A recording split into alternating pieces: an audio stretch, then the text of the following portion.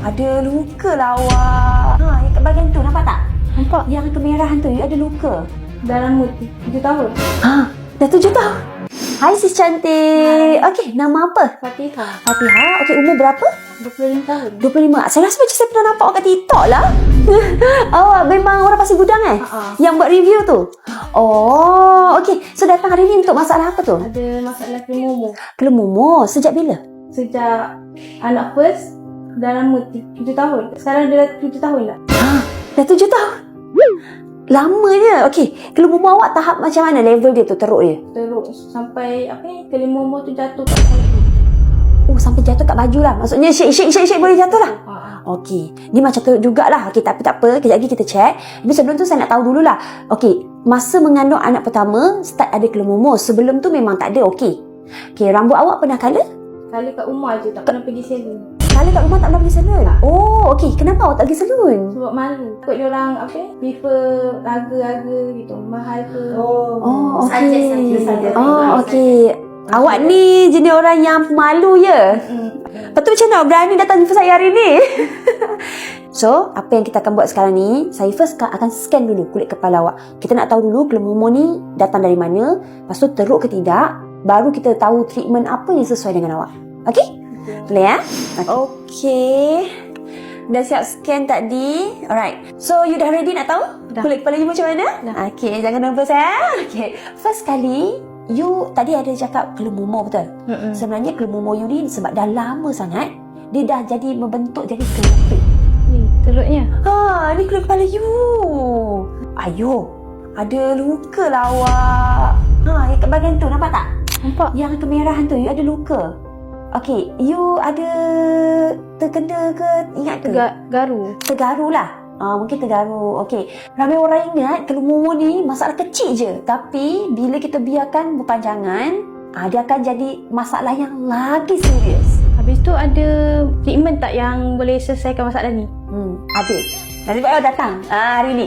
So, jom kita buat sekarang. Jadi kesetiaan dan kejujuran, kasih sayang yang tiada bersempadan, pengorbanan cinta yang tulus dan lahir dari And then kalau korang rambut kusut ke, rambut susah nak urus ke, rambut berwarna ke, korang guna ni hair mask ni.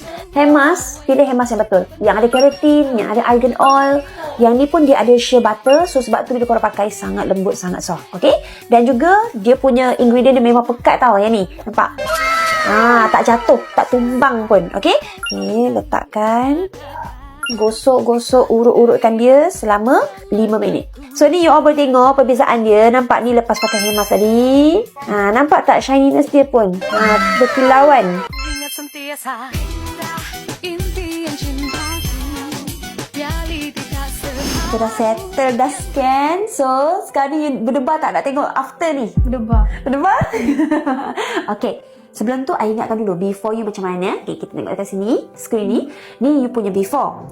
Before you ada masalah tersumbat, keriting dengan ada jerawat, betul?